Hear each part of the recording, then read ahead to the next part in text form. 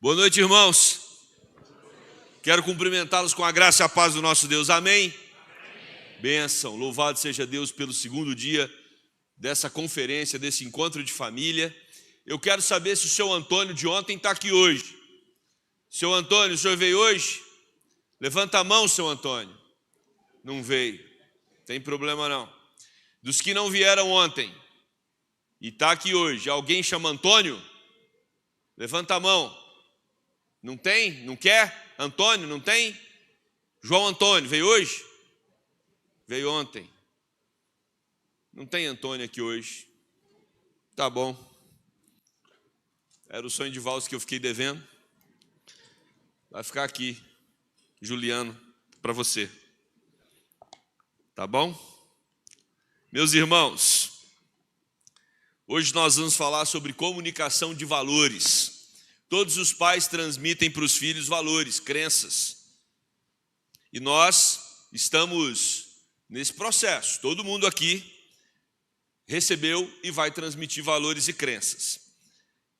A definição sobre crenças e valores é diferente.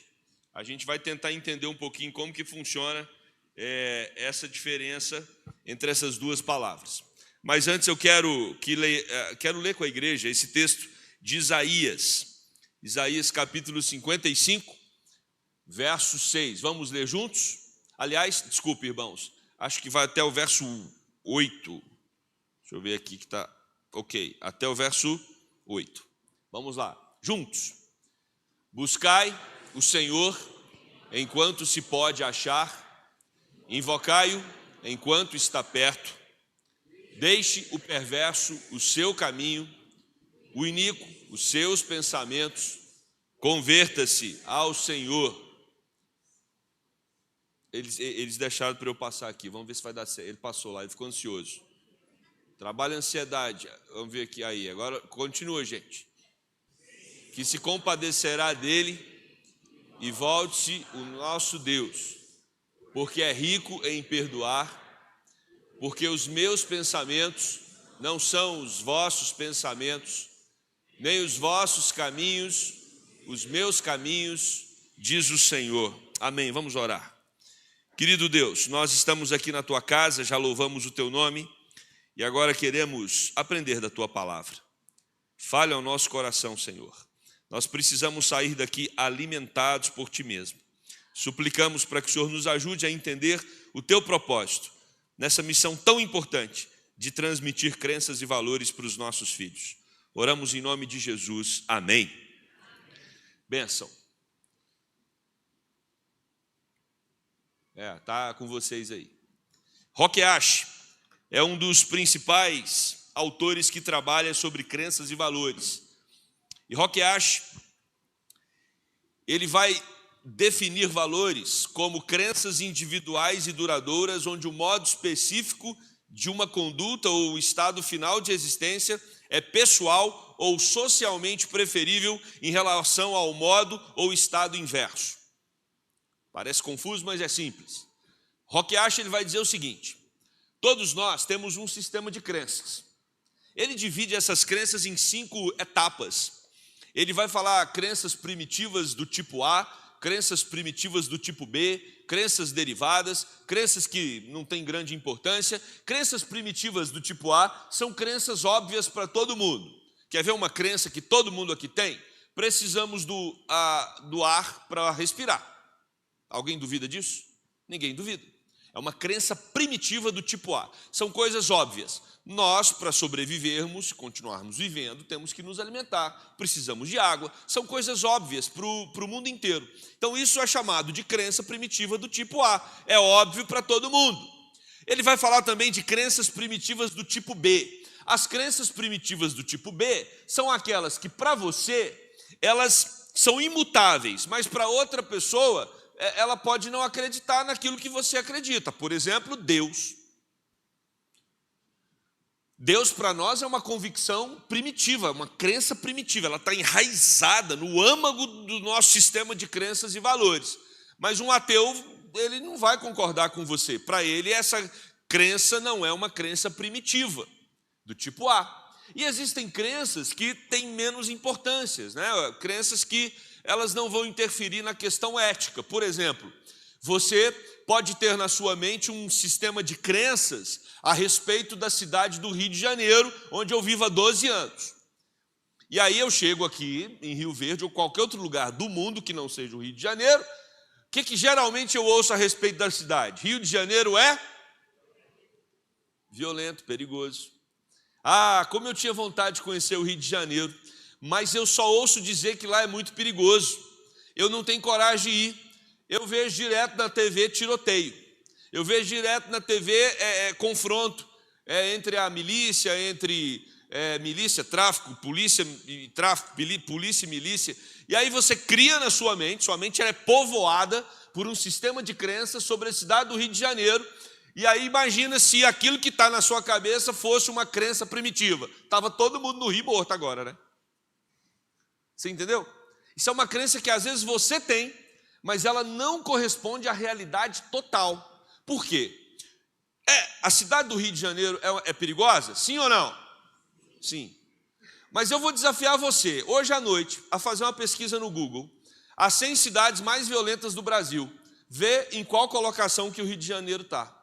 É só para você entender que o que está na sua cabeça não corresponde à realidade.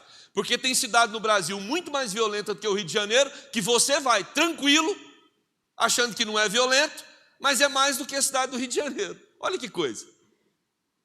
Ah, então você está dizendo que o Rio de Janeiro não é violento. Não, eu estou dizendo que foi passado para nós, inclusive para mim, eu sou goiano, viu? Não estou fazendo uma defesa a qualquer custo da cidade do Rio de Janeiro, não. Lá tem seus problemas, mas foi passado para nós, não é? Que se eu for lá, eu vou morrer ou ser assaltado.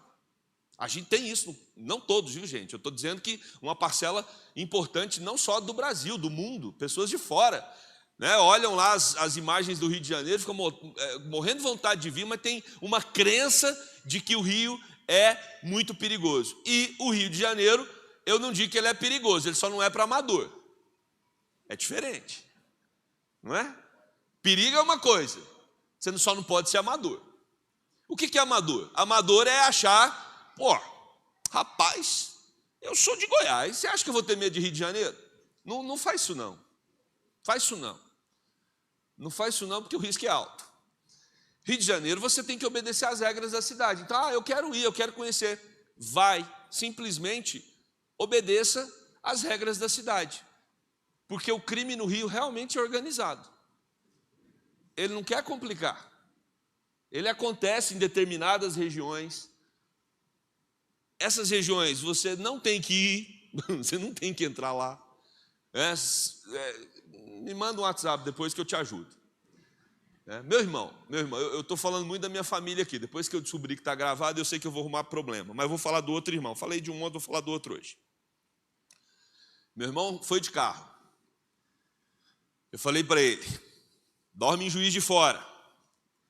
Ele foi de Brasília para o Rio. Falei, dorme em Juiz de Fora. Está chovendo muito aqui no Rio. Ele falou, não vou dormir não, porque eu quero chegar aí no mesmo dia. Eu falei, cara, não precisa, dorme em Juiz de Fora. O que eu fiz? Entrei lá no booking.com, reservei o hotel, estava com a minha mãe. Por ele eu não reservava, mas pela minha mãe eu reservei o hotel. Eu falei, cara, o hotel já está reservado, só parar a dormir. Você chega de Juiz de Fora, né? O Josimar é de Belo Horizonte. Rapidinho você está no Rio de Janeiro, você chega de manhã, tranquilo.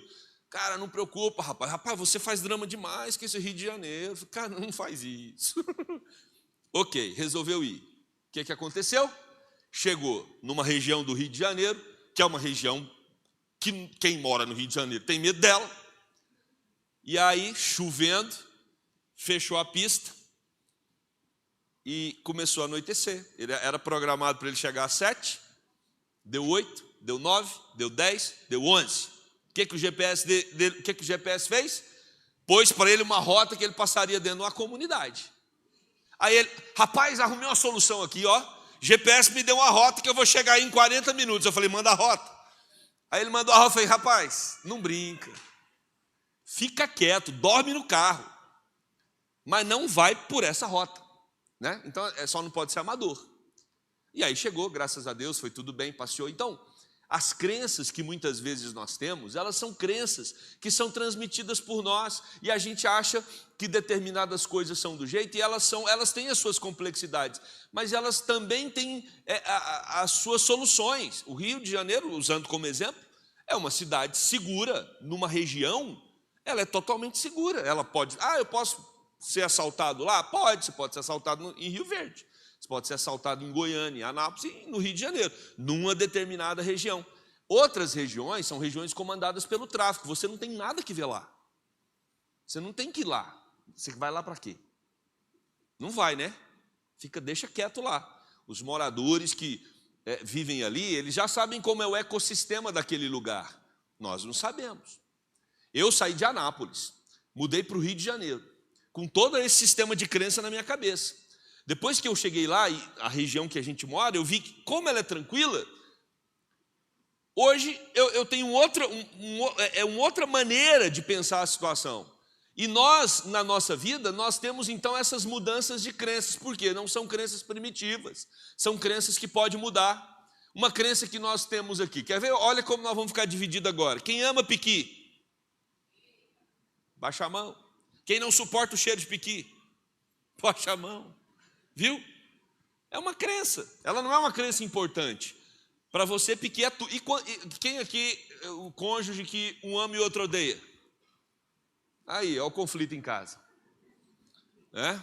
Então, nós temos os nossos sistemas de crenças. Qual é o nosso problema? O nosso problema é que muitas vezes nós colocamos crenças importantes como sendo crenças menos importantes e crenças que não têm tanta importância como sendo crenças muito importantes. Nosso problema, muitas vezes na vida, é a salada que a gente faz com as nossas crenças, com os nossos valores. Por isso que o Roque Acha, ele faz essa definição. E você precisa estabelecer o que é uma crença inegociável para você. Porque muitas vezes nós falamos que Deus é uma crença inegociável, mas na verdade, mais ou menos.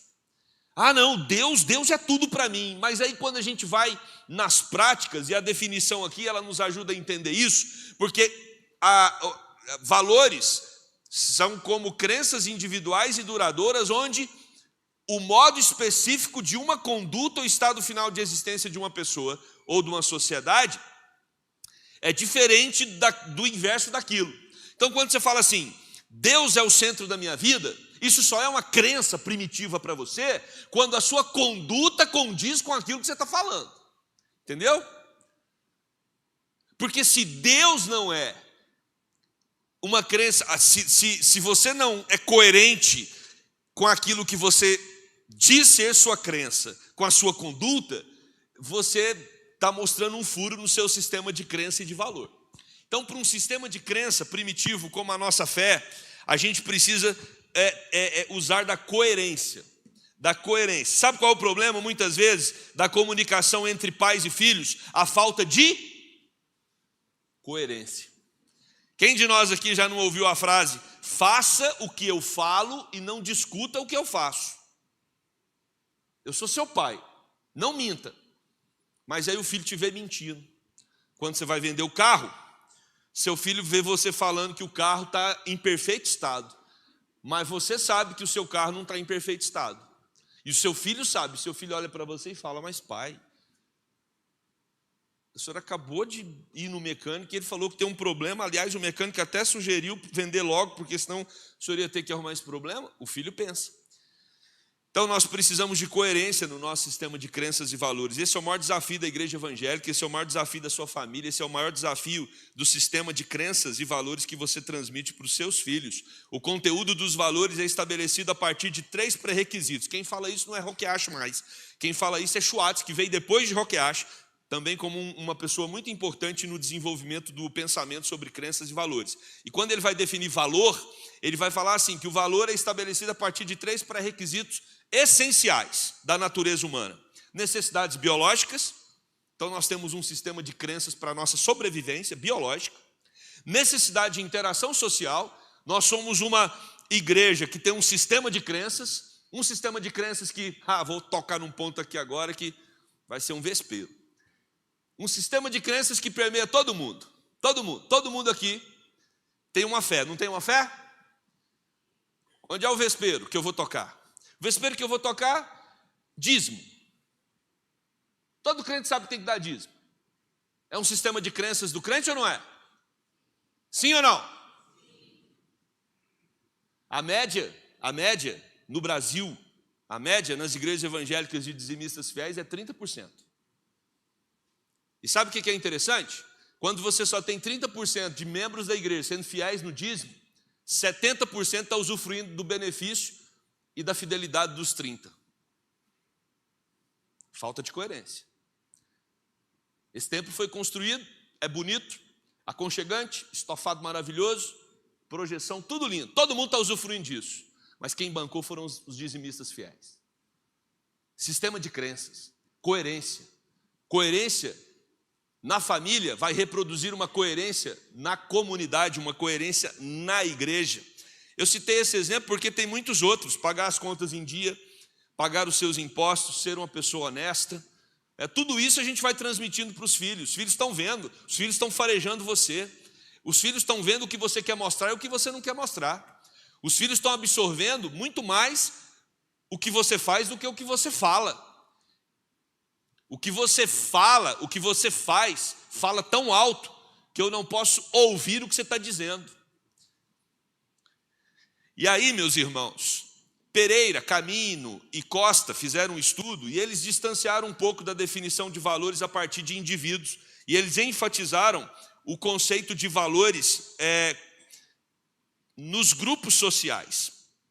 Então, um grupo social, ele contribui fortemente para você ter um sistema de crença e de valor. O grupo, e principalmente na adolescência, já viu como é adolescente? Adolescente, ele sofre muito quando ele não está compactuado com o grupo. O grupo faz uma pressão muito grande para que ele, tanto o menino quanto a menina, tenha convergência com o pensamento do grupo. Essa é uma grande crise nas casas, quando os filhos chegam na adolescência. Por quê? Porque enquanto ele é criança, o pai e a mãe têm uma autoridade muito grande sobre ele. O pai e a mãe mandam e ele obedece de um modo muito automático. Se não obedece, é repreendido de algumas formas.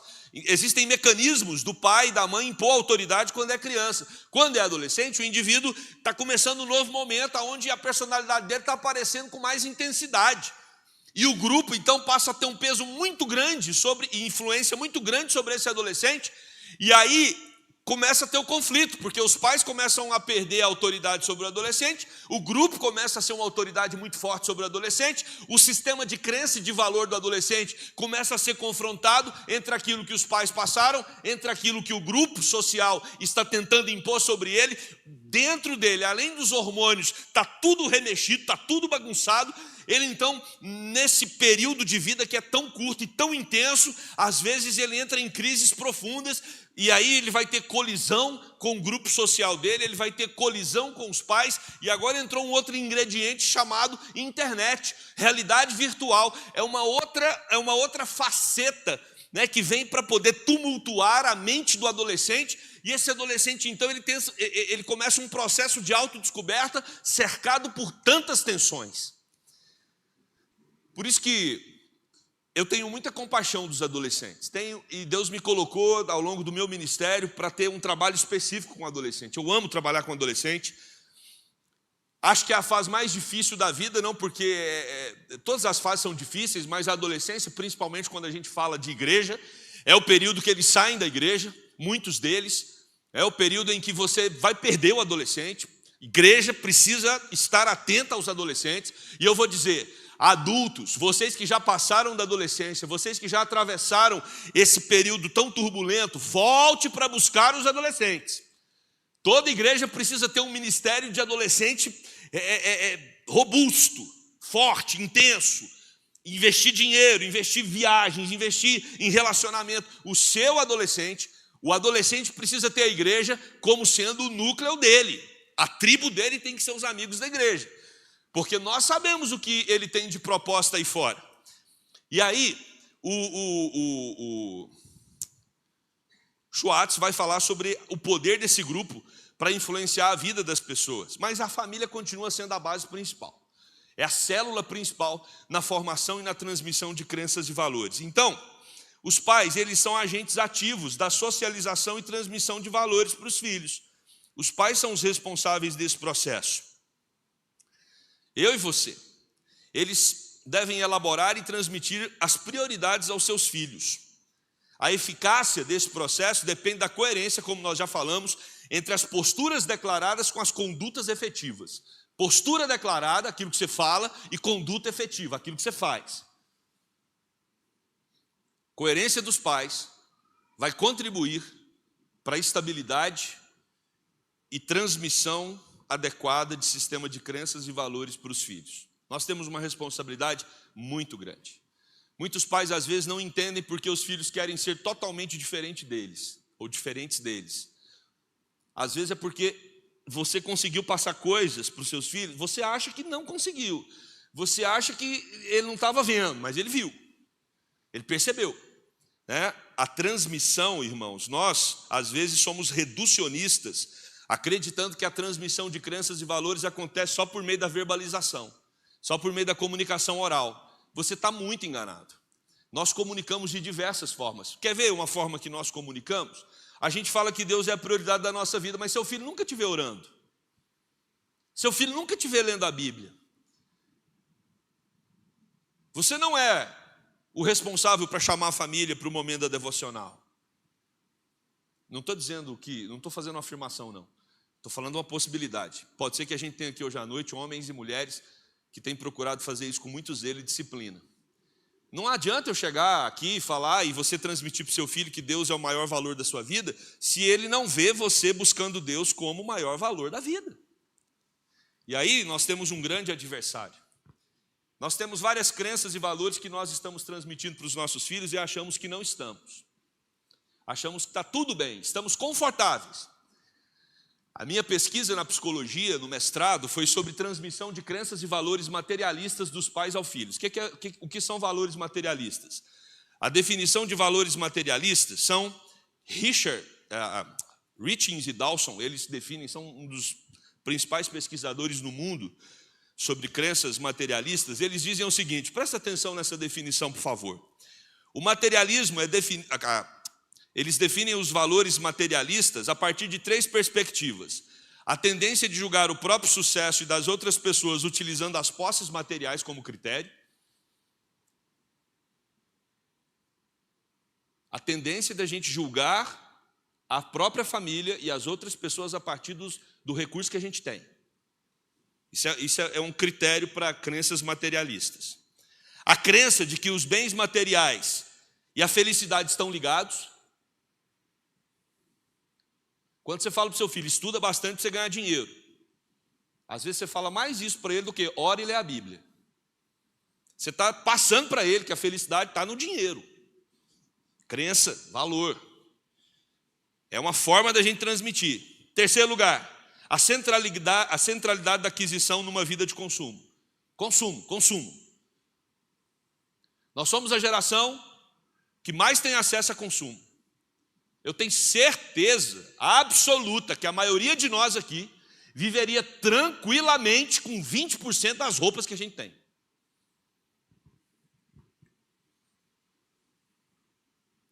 Nós somos uma geração altamente estimulada para não parar de comprar. Altamente estimulada.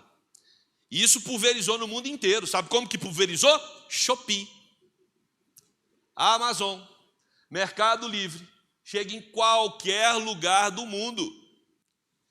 E aí, nessa pesquisa que eu fiz com mais de 600 jovens, nós identificamos que pais materialistas transferem valores materialistas para os seus filhos. E quem nos falou isso foram os filhos.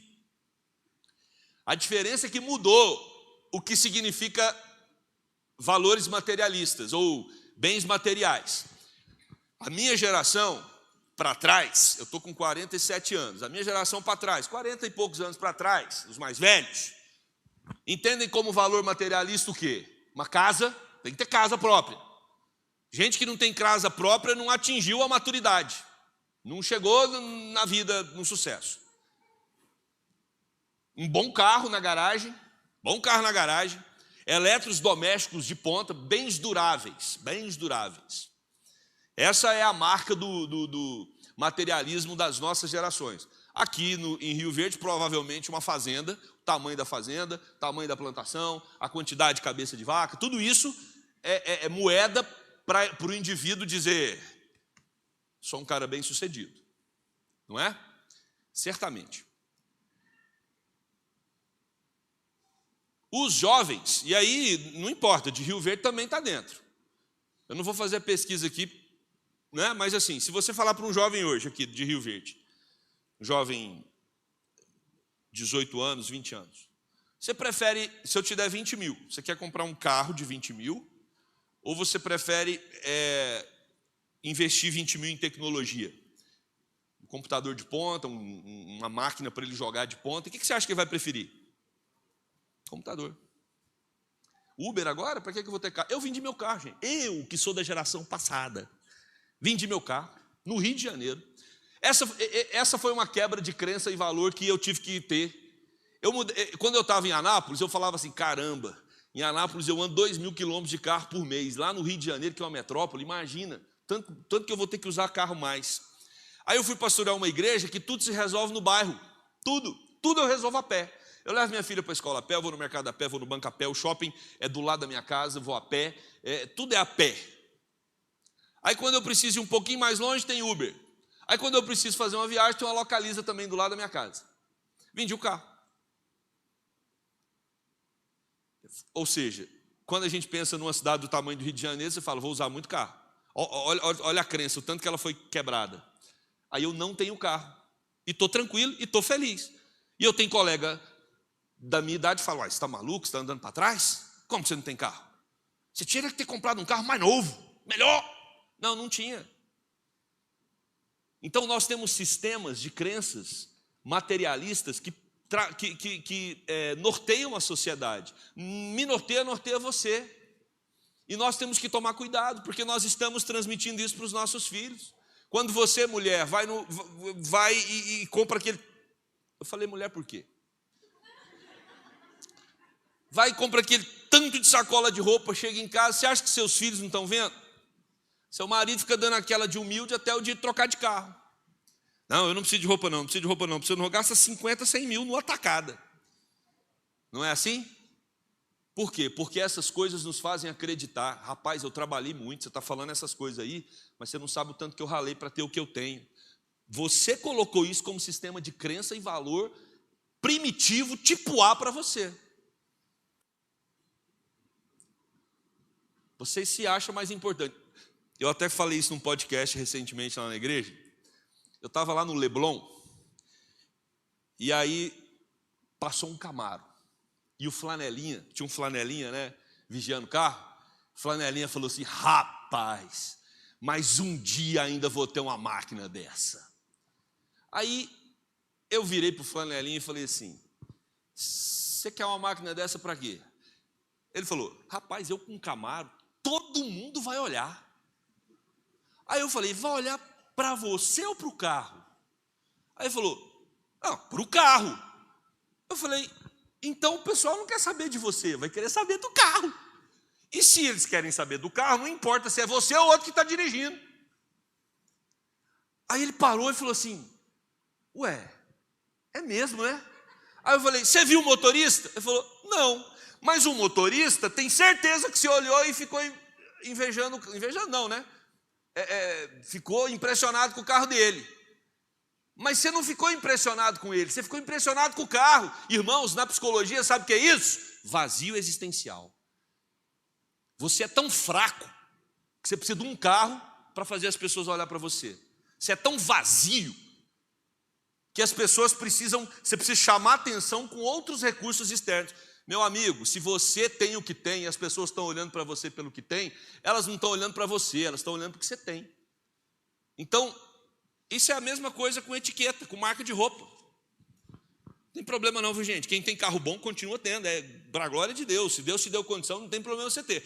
Você só não pode colocar a crença equivocada nesses bens. Vocês estão entendendo, gente? Pecado não é ter. O pecado é o sistema de crenças e valores. É com que motivação você está tendo, para que razão você está tendo.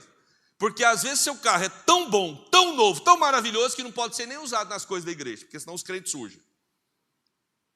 não é? Analisa um pouco mais, pensa com mais profundidade sobre o seu sistema de crenças e valores. O que você está passando para os seus filhos? Às vezes nós estamos permitindo que coisas que não glorificam a Deus, ou motivações erradas, a gente está permitindo que elas sejam passadas para os nossos filhos sorrateiramente, porque se tem uma coisa que o diabo é enganoso. O diabo ele tem ISO 9002, ISO 9000 e tudo, em engano. E o diabo, a maneira que ele usa para nos enganar, é fazer com que aquilo que muitas vezes a gente recebe de Deus como bênção, a gente transforma em maldição. O Dr. Russell Shedd falou: o ser humano é capaz de transformar as bênçãos de Deus em maldição. Deus te abençoa, e com aquilo que Deus te abençoou, você vira as costas para Deus e começa a valorizar mais a bênção do que o Deus que abençoou. Isso tem nome na Bíblia. Isso chama ídolo. Ídolo.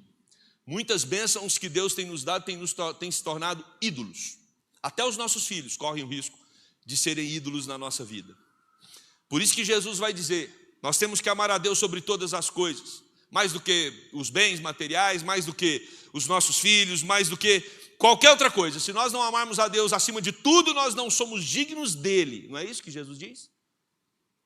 Esse é o desafio, essa é a crença que nós temos que transmitir para os nossos filhos. Olha, papai tem isso, mamãe tem isso, a gente conseguiu isso, mas aprenda uma coisa: o valor dessa casa chama-se Jesus Cristo. Mas não adianta você falar, você tem que provar com a sua vida. Esse é um problema, o risco do materialismo na nossa geração. Nós estamos criando no Brasil, estamos transmitindo, e isso entra sorrateiramente na igreja, um sistema de crenças e valores materialistas que vem para minar a nossa fé, minar a nossa espiritualidade. Outro sistema de crença e valor que a gente pode estar comunicando para os filhos é o pensamento positivado. A igreja, os pais precisam fazer as pazes com o sofrimento. Sofrimento não é inimigo. Sofrimento não é inimigo. Vou repetir. Sofrimento não é inimigo. Sofrimento é ferramenta de Deus para tratar um povo caído. Quem diz isso é o apóstolo Pedro. Que nós devemos nos alegrar quando Deus permitir que o sofrimento venha sobre nós. E o sofrimento que Pedro fala, e que nós estamos falando aqui, é óbvio que é aquele que não tem origem no pecado. Nós precisamos voltar a ensinar para os nossos filhos que eles não podem ter tudo, que eles não podem ter as suas vontades sendo satisfeitas a todo momento. Eu sei que tem muito papai, muita mamãe aqui na minha igreja, e muitas vezes eu me vejo caindo nesse problema. Nós tivemos escassez, amanhã a gente vai trabalhar sobre isso. Muitos aqui tiveram uma infância com escassez, uma infância limitada, e você conseguiu vencer na vida, conseguiu ter uma qualidade de vida boa, e aí você pôs na sua cabeça: o que eu sofri, meu filho não vai sofrer, o que eu passei, meu filho não vai passar. E aí a gente faz o efeito rebote. A escassez nos fez homens fortes. Tem uma frase, eu não sei se eu consigo falar a frase toda, essa frase está circulando aí, né? Dias difíceis criam homens fortes. Homens fortes criam tempos fáceis. Tempos fáceis criam homens fracos. Presta atenção. Presta atenção. Nós estamos vivendo um momento da história em que as mulheres estão tomando a dianteira da situação. Não tem problema nenhum a mulher continuar se estabelecendo em muitos aspectos que ela lutou por isso, e muita coisa é legítima. O problema não é a velocidade que as mulheres estão, é a lentidão dos homens. É claro que eu estou falando das novas gerações. Eu sei que a turma aí 40 mais é uma turma de outro tempo, mas os novos agora é brincadeira. Quem sai dando tapa na barata é a mulher. Se aparecer a cobra, quem tem que arrumar o pau para matar é a mulher. Tá de brincadeira, ué. Quem está levando a vida a sério é a mulher, ué. 70% dos alunos do curso de medicina são mulheres. Não tem nada de errado. O problema é que os homens não estão estudando. E aí essa mulher dedicada, essa mulher que está levando a sério, ela não vai se perder no foco, ela vai se formar, ela vai arrumar um bom emprego, ela vai pôr dinheiro no bolso, e aí ela vai falar assim, agora eu quero um homem para casar.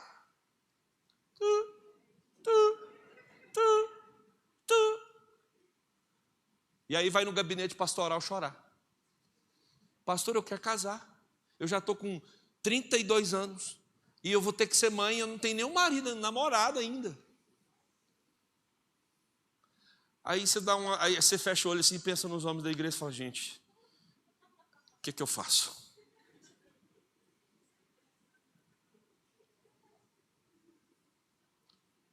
Isso não chegou no Rio Verde ainda não? Chegou, né?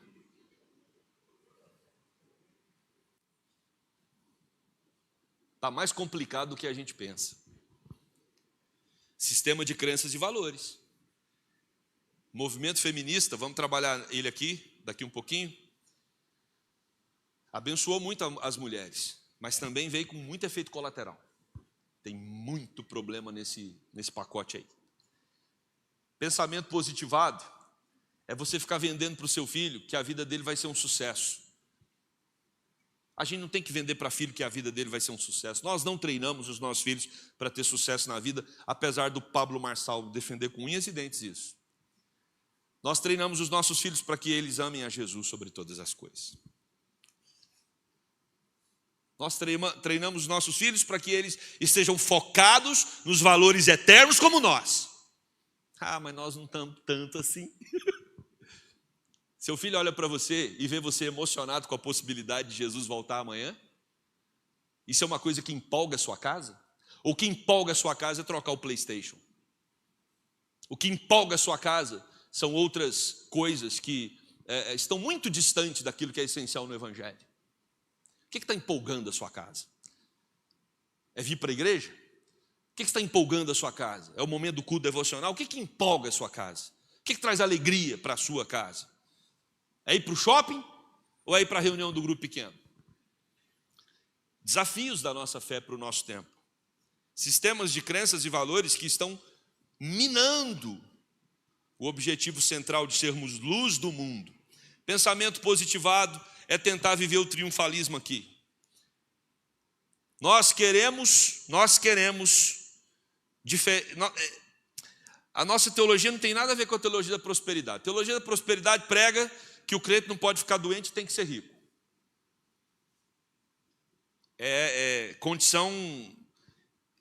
Condição sine qua non. Todo crente que não é rico e fica doente não tem fé. Crente que não é rico e fica doente não tem fé. Nós não somos desse time. Não somos.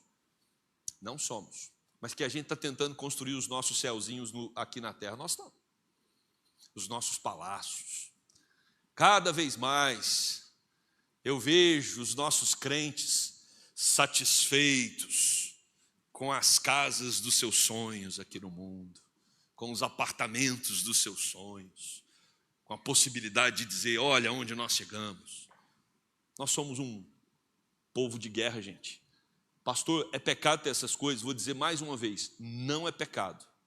O problema está no seu sistema de crenças e valores. O que você tem que questionar não é se a sua casa é grande ou pequena, bonita ou feia.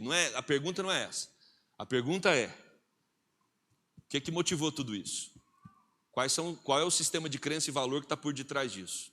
Essa é a pergunta que você tem que fazer. O que você está querendo mostrar com isso? É a glória de Deus ou a sua própria glória? É o quanto Deus é bom? Às vezes a gente até fala, né? Não, isso aqui é presente de Deus. Mas no fundo a gente está dizendo, conquistei, cheguei lá. Meu pai falou que eu não ia virar homem e virei. Né?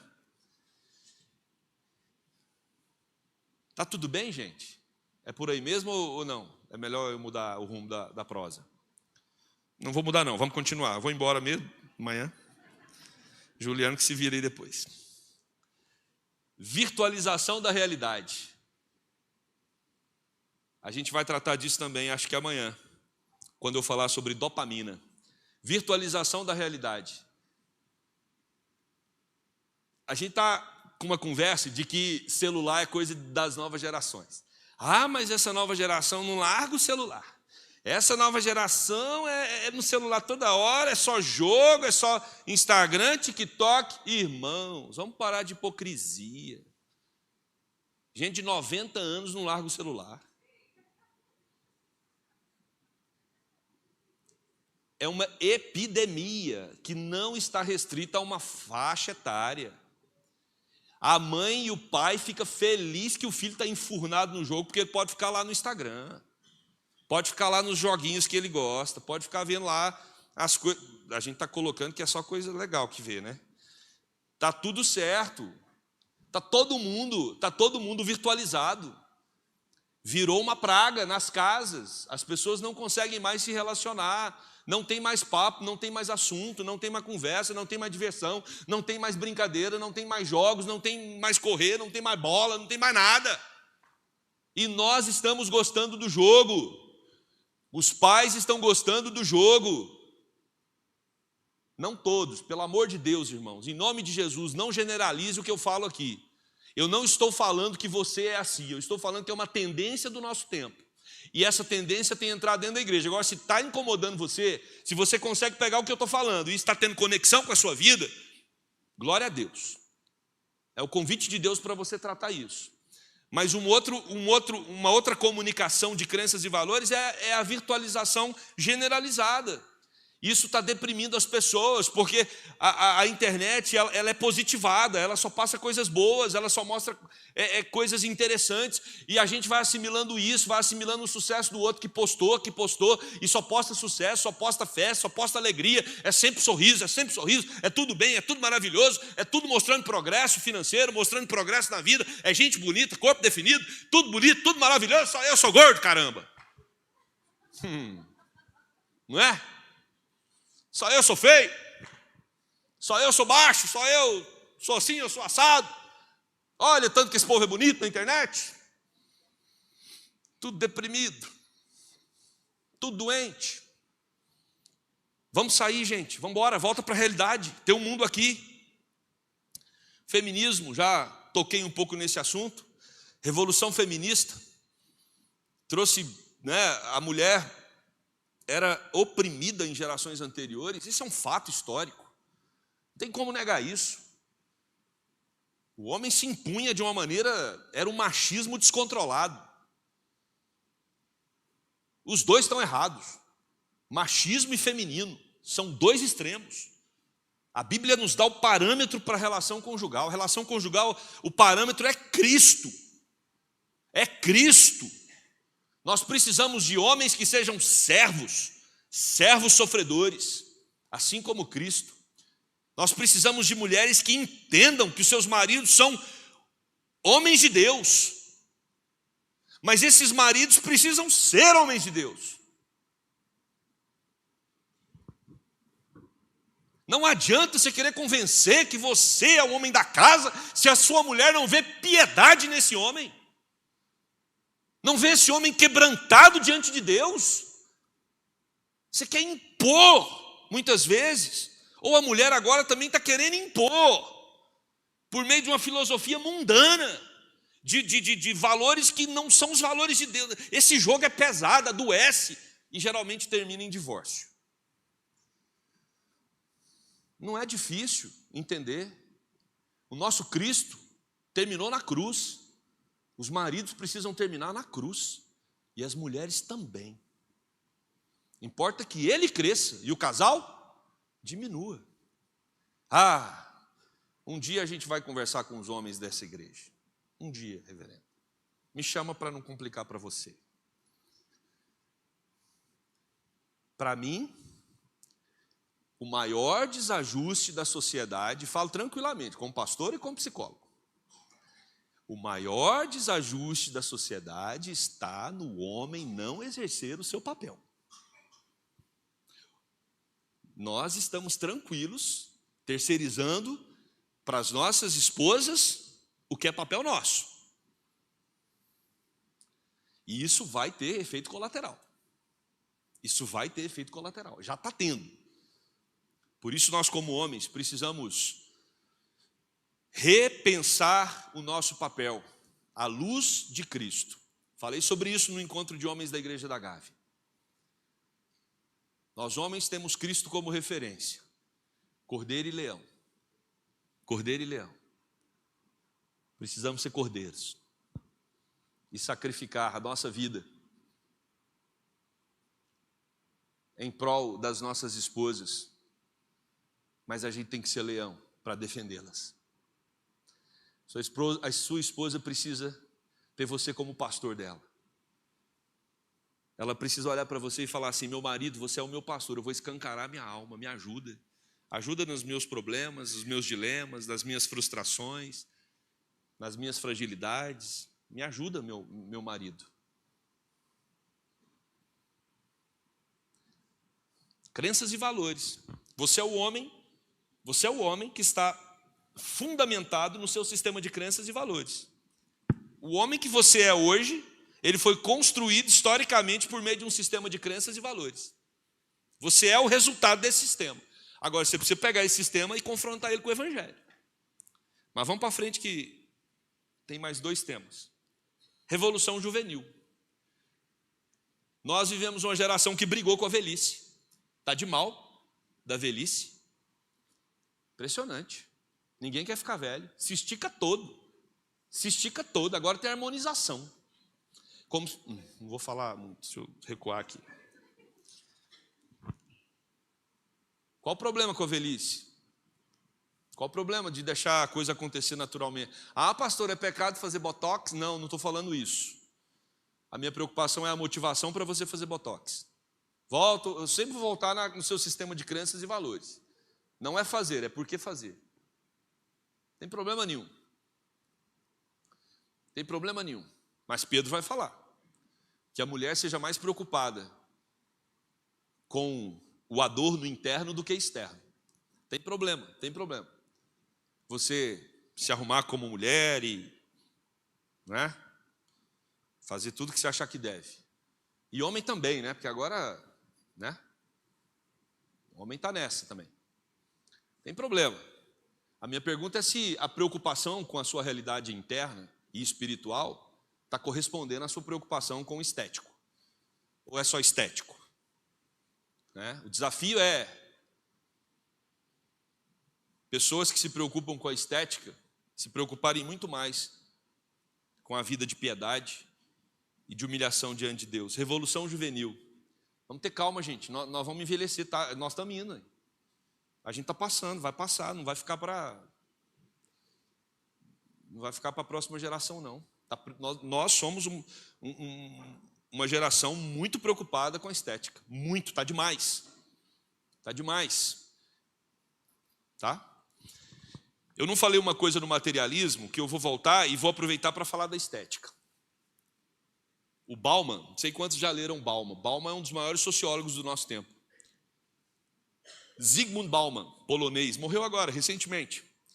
Ele tem uma frase muito interessante sobre o consumo. Ele fala assim: antes de você consumir um produto, fizeram de você um produto. Todas as empresas no mundo hoje, elas pensam o que você vai querer comprar para elas fabricarem aquilo que você vai comprar. Então, na verdade, você é um objeto.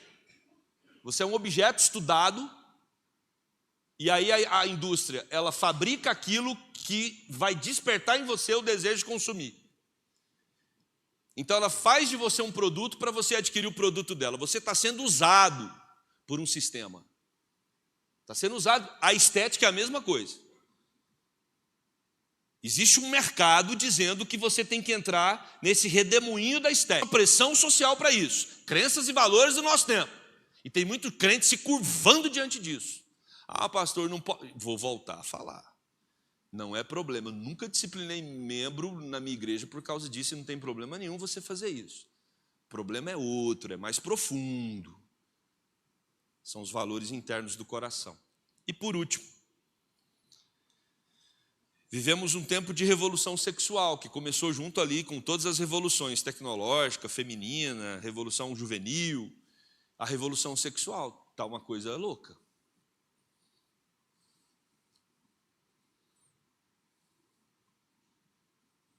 A igreja precisa falar sobre sexualidade. A gente está vivendo um tempo muito aloprado, muito estranho. Tem marido que não procura a mulher mais, com muita frequência, porque ele está resolvendo tudo na internet.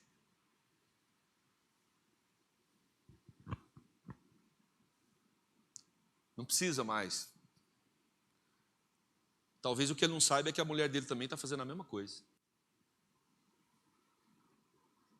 Eu ouvi uma atriz dando uma entrevista com o marido, e o marido falando que não estava conseguindo concorrer com o vibrador, porque o vibrador estava dando mais prazer para a esposa do que ele. As novas gerações não vão precisar mais de relação sexual. A internet vai resolver tudo. E a coisa está mais avançada do que eu e você imaginamos, porque eu não estou acompanhando esses assuntos. Mas tem muita coisa sendo desenvolvida para procriação. Filho só atrapalha. Olha para a Europa. Isso foi um malefício da revolução feminista. Filho só atrapalha. Filho impede a mulher de se dar bem no mercado de trabalho. Então tem que eliminar o filho. Esse é um sistema de crença e valor da sociedade. Não adianta você falar que essas janelas e essas paredes blindam a igreja disso, porque não blinda. Isso está entrando na minha casa, na sua casa. Muitos desses valores, muitas dessas crenças entram sorrateiramente. Aí eu vou voltar na figura do diabo para encerrar. Esquece a figura do diabo assustador, por favor. Esquece a figura do Satanás que vem para te amedrontar e para atazanar a sua vida. Ele é muito mais inteligente do que isso. Ele é um sedutor. A ideia de Satanás na Bíblia, uma das figuras é essa, de sedução. É isso que ele faz com Eva no jardim, com Adão lá. E é a grande estratégia dele. É se parecer com Deus. É fazer com que você acredite que os pratos que ele está oferecendo para você são pratos que vêm do trono de Deus e, na verdade, saem do fundo do inferno. E se você não tiver discernimento espiritual e maturidade cristã, você vai achar que está tudo bem na sua relação com Deus. E, na verdade, você está todo intoxicado com esse sistema de crenças e valores da sociedade. E está passando isso para os seus filhos, às vezes, sem perceber. Nós temos muito o que trabalhar, gente. A igreja tem muito o que pensar. O mundo aí fora está muito louco. Está muito louco. Nós não entramos em drogas, nós não chegamos a falar disso, não dá para falar. Por que as pessoas vão para as drogas? Amanhã a gente vai tocar um pouquinho nesse assunto. Mas essa é a realidade do século XXI. E não adianta você fingir não, viu? Que você não está vivendo nessa época que você está. Seu pezinho já está aqui, não tem como você voltar. Ah, no tempo do meu pai que era bom, já foi, não volta mais. Nem o ontem volta para agora, acabou, é daqui para frente. E a tendência é piorar. É piorar. Mas eu quero terminar com uma palavra animadora, amém? Deus separou essa igreja para ser luz nas trevas. Você não está aqui à toa, não. Você foi predestinado para a guerra. E a minha esperança é que você lute essa guerra. Mostrei para você hoje que o inimigo está atacando. E ele está vindo com tudo. E ele está vindo sorrateiro. E a gente está sendo golpeado em muitas áreas. Abra o seu olho. Despertamento espiritual. Deus tem grandes projetos para essa igreja na cidade de Rio Verde. Deus tem grandes projetos. Mas vai depender de você. Vai depender do que você está fazendo com seu filho durante a semana. Ah, cheguei cansado, pastor, não dei conta de fazer devocional, não. Vai custar caro. Vai custar caro. Ah, não tem tempo, pastor, para orar, não. Não tem tempo para orar, não. Aí fica naquele celular 3 horas. Vai custar caro. A conta vai chegar. Se tem uma coisa que chega na vida, é a transmissão de crenças. Se tem uma conta que chega na vida, é a transmissão de crenças e valores para os filhos. Pode ficar tranquilo que um dia vai chegar. Vai chegar. Não adianta se assustar, não. Estava conversando com uma pessoa esses dias. Deu muito trabalho. Cuidei quando era adolescente. Cuidei quando era jovem, mas deu muito trabalho. Casou, teve um filho, o filho está na idade dele lá. E o filho está dando muito trabalho. E ele está muito bravo. Mas está muito bravo. Eu tive que chegar para ele. Falar, está tudo certo. Você está nervoso por quê? Você esqueceu o seu passado? Você esqueceu o pai que você foi? Presta atenção no que seu filho está fazendo e traga a memória. Traga a memória. Como que você viveu quando ele era pequeno? Está tudo certo. Transmissão de crenças e valores. A gente cresce e quer ficar adulto. E esquece da infância que teve. Esquece de coisas que a gente deixou passar despercebida quando os nossos filhos eram pequenos. E aí, para quem tem criança aqui, para eu encerrar mesmo, até os 7 anos, o jogo é mais pesado ainda. Até os 7 anos. Os grandes especialistas falam, esse é o período da formação e de você despejar com tudo o sistema de crenças e valores. Isso vai repercutir durante a vida dele todinha. Tá? Que Deus tenha misericórdia dessa igreja, como Ele tem tido de todas as igrejas. Que Deus tenha misericórdia da sua família, como Ele tem tido de tantas famílias. E que nós possamos nos despertar para o tamanho da batalha que a gente tem. Que nós possamos estar atentos ao inimigo. Não subestime o inimigo. Não subestime o inimigo. A igreja presbiteriana não vive falando do diabo, não, né? A gente fala pouco dele, para não dar palco. Mas ele está trabalhando. E ele trabalha bastante. Ele trabalha bastante.